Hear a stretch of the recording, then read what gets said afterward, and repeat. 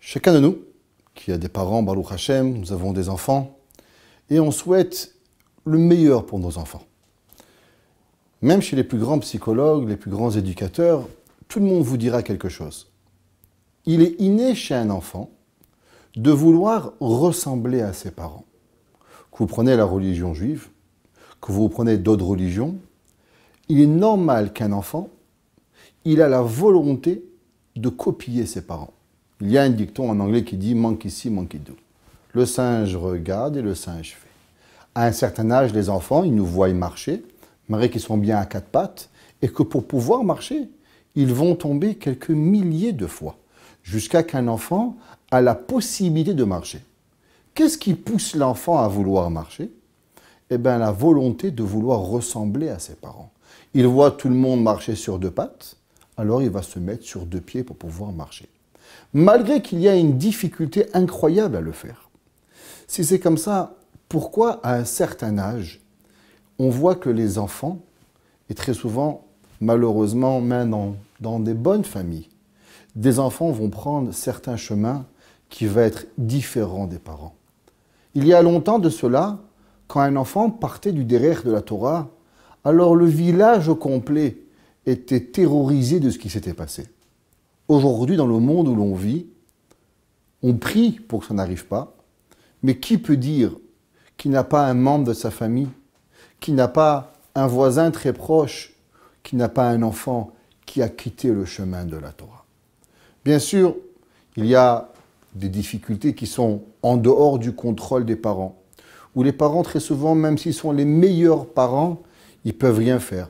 Exemple, l'abus.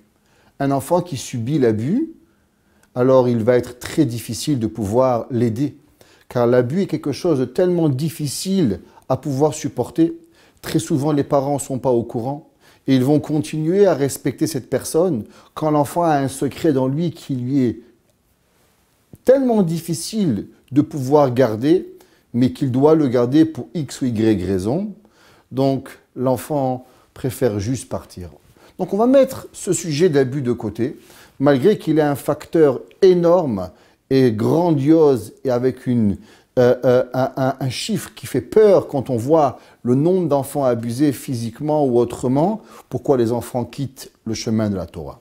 Mais allons voir qu'est-ce que nous, si nos enfants n'ont pas eu d'abus, si nos enfants sont bien protégés, est-ce que j'ai dans ma famille, est-ce que j'ai dans mon éducation ce qui me permet d'essayer le maximum de protéger mes enfants?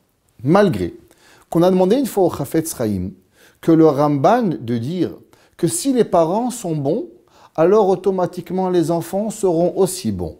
Et que nous n'avons jamais vu des parents qui gardaient la Torah et des enfants qui allaient quitter la Torah. Comme le dicton, encore une fois, le dit, la pomme ne tombe pas loin de l'arbre. Et le Chafetz Chaim de dire, c'est vrai, la pomme va tomber proche de l'arbre à condition qu'il n'y a pas une tornade ce jour-là. S'il y a un vent normal, la pomme tombera en bas de l'arbre. À l'inverse, s'il y a une tornade le jour où la pomme va tomber, alors la pomme risque d'aller très très loin. Et le Chafetz Chaim de dire que depuis le début du XXe siècle, on vit une époque tellement difficile et des moments et des épreuves dans l'éducation de nos enfants qui ressemblent à une tornade, que même ce qui est naturel peut devenir pas naturel et des enfants bons peuvent sortir du chemin de la Torah. Des amis, des gens de nous, des médias. Est-ce qu'on sait ce que nos enfants sachent véritablement? Très souvent, les parents ne sont pas au courant de ce que leurs enfants sachent, de ce que leurs enfants ne sachent pas, comment ils perçoivent la vie. La première question qu'on m'a demandé, est-ce qu'on parle à nos enfants? Vous savez, il y a une recherche qui a été faite et la première chose que la recherche a demandé, prenons-nous un repas avec nos enfants.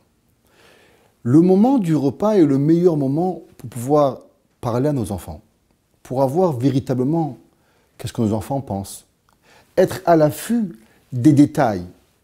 Un enfant qui vous parle de quelque chose, d'un mot que nous n'avons jamais parlé à la maison. Ça, c'est le premier signe que notre fils se pose des questions. Si notre fils se pose des questions, est-ce qu'il est véritablement à l'aise de poser la question? Ou bien il va devoir faire face à des parents qui vont lui être durs. Pourquoi tu poses ce genre de questions? Un parent n'a pas le droit, et en aucun droit et en aucun temps, d'avoir le droit de me dire « est-ce que j'ai le droit de poser ?» La Torah pose toutes les questions possibles et imaginaires. La différence, c'est que la Torah, elle ne pose pas la question pour pouvoir faire. Malgré que nous avons dit « Naase venishma » et je fais et après j'écoute, beaucoup de personnes disent « Ah, il faut faire sans poser de questions. » Erreur. On fait, après on pose. Et quand on pose les questions, toutes les questions nous sont permises d'être posées. Seulement, on ne doit pas dépendre à la réponse pour pouvoir faire. Je ne fais pas Shabbat parce que je comprends toutes les ramifications du Shabbat. D'abord, je fais Shabbat. Et par la suite, je pose pourquoi et comment et parce que. Mais tout en continuant à faire le Shabbat. Nos enfants ont souvent des questions. Est-ce qu'au moment où il va dire un mot, est-ce qu'on va lui dire « Mon fils, qu'est-ce qui t'arrive? Ma fille, pourquoi tu as? Viens, je t'explique. » Ou bien il va devoir avoir un regard foudroyant de ses parents. Comment ose-t-il pouvoir arriver à poser ce genre de questions? Très souvent, si nous-mêmes on est gênés par la question, c'est parce que nous-mêmes nous n'avons pas la réponse. Est-ce que nous sommes véritablement honnêtes avec nos enfants? Et au moment où mon fils dit quelque chose que je n'ai pas véritablement la réponse, est-ce que je suis capable de lui dire « je ne sais pas ». Si vous prenez le début de la création du monde, c'est marqué « Bereshit » au commencement, « Bara Elohim et » et le Hachamim nous disent que le fin des trois lettres représente le Emet. Bara, Aleph, Elohim, Mem, et Taf, Emet.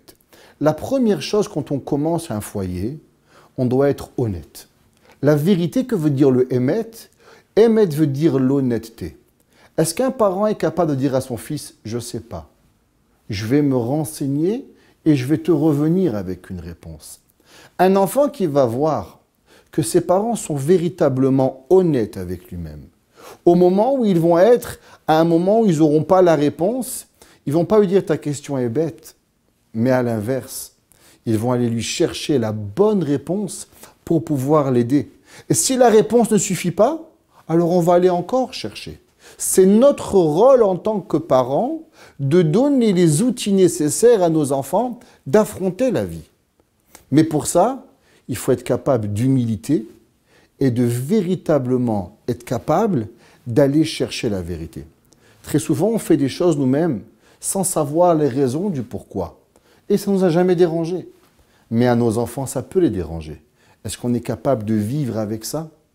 Ça, c'est le premier émet que nous avons. La deuxième, c'est est-ce que nous sommes émettes dans notre démarche? Est-ce que nous disons à nos enfants, nous sommes véritablement capables de l'accomplir? Un grand Rosh Yeshiva, Rav Yisrael Frand, a dit un jour qu'il essaie d'inculquer le Birkat Hamazon à ses enfants. Il n'arrivait jamais à véritablement leur donner l'importance de remercier Dieu. Et un jour, au milieu de son repas, il a reçu un téléphone très urgent qui a dû prendre l'appel et il a parlé pendant une demi-heure.